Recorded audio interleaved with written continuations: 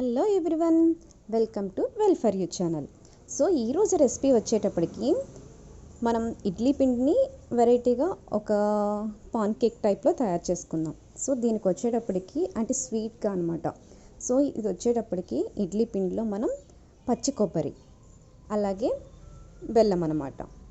So ఇవి అంటే పచ్చి కొబ్బరిని వేసుకొని బెల్లాన్ని కూడా కొంచెం పొడి చేసేసుకొని మనం పిండిలో మిక్స్ చేసుకోవాలి. లిటిల్ బిట్ అంటే 1-2 యాలకుల పొడి అనమాట, కొంచెం సాల్ట్, అంటే జస్ట్ చిటికెడే సాల్ట్ వేసుకుంటే కొంచెం టేస్ట్ ఉంటుంది అనమాట. ఓకే, సో ఇప్పుడు వీటన్నిటినీ కూడా బాగా మిక్స్ చేసేసుకోవాలి. అంటే ఈ బెల్లం ఉండలుగా లేకుండా కానీ అంటే పలుకులుగా తగలనీయకుండా బాగా మెల్ట్ చేసేసుకోవాలి ఇడ్లీ పిండిలో. ఆ పిండిలో మొత్తం అంతా కూడా మెల్ట్ అయిపోయేదాకా బాగా తిప్పుతూ ఉండాలన్నమాట. సో ఇక్కడ బెల్లం ఎందుకు అంటే పంచదార కంటే బెల్లం ద బెస్ట్ అనమాట. సో బెల్లంలో ఐరన్ ఉంటుంది, అలాగే డైజెషన్కి హెల్ప్ అవుతుంది. సో షుగర్తో కంపేర్ చేసుకుంటే బెల్లం ఈజ్ ద బెస్ట్ అనమాట. ఓకే, అలాగే నెక్స్ట్ పచ్చి కొబ్బరి అనమాట. పచ్చి కొబ్బరిలో మనకి గుడ్ ఫ్యాట్ ఉంటుంది. సో దీనివల్ల ఏంటంటే బ్రెయిన్ ఫంక్షనింగ్కి చాలా హెల్ప్ అవుతుంది. గుడ్ ఫ్యాట్స్ అనేది మనకి ఒమేగా 3 కానీ ఇలాంటివి ఉంటాయి అన్నమాట. సో ఇవి చాలా హెల్ప్ అవుతుంది. చూస్తున్నారు కదా, పిండిని ఇలాగా మిక్స్ చేసేసుకోవాలి. సో ఇలా అయిపోయిన తర్వాత ఒక కడాయి తీసుకొని దాంట్లో నేను గీ వేసుకున్నాను అనమాట. నెయ్యి, కరిగించిన నెయ్యి వేసుకున్నాను.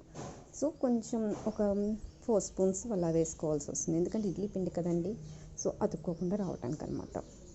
సో దీంట్లో వచ్చేటప్పటికి నెయ్యి ఎందుకు యూజ్ చేస్తాను ఆయిల్ కాకుండా అంటే నెయ్యి అనేది గుడ్ ఫ్యాట్స్ అనమాట.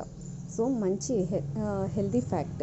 సో మనకి గుడ్ ఫ్యాట్ అనేది బాడీకి చాలా అవసరం అందుకని.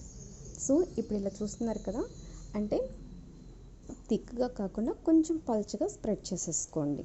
అలా స్ప్రెడ్ చేసుకున్నప్పుడు అంటే మనం దీన్ని మంట కూడా మనం సిమ్లో పెట్టుకుంటే బెస్ట్ అనమాట, చక్కగా కుక్ అవుతుంది. సో చూస్తున్నారు కదా, సో ఇంకా మళ్ళీ మనం ఆయిల్ వేయనక్కర్లేదు, గీ కానీ ఆయిల్ కానీ ఇంకా వేయక్కర్లేదు అనమాట. ఫస్ట్ మనం వేసేసాం కాబట్టి అదే సరిపోతుంది.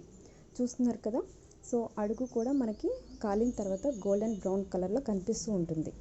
సో అలా వచ్చినప్పుడు ఏంటంటే కొంచెం అతుక్కోకుండా రావటానికి అనేది ఉంటుంది. ముందుగా తీసామనుకోండి అది దోశ అనేది పాన్ కేక్ అనేది తునిగిపోతుంది అనమాట.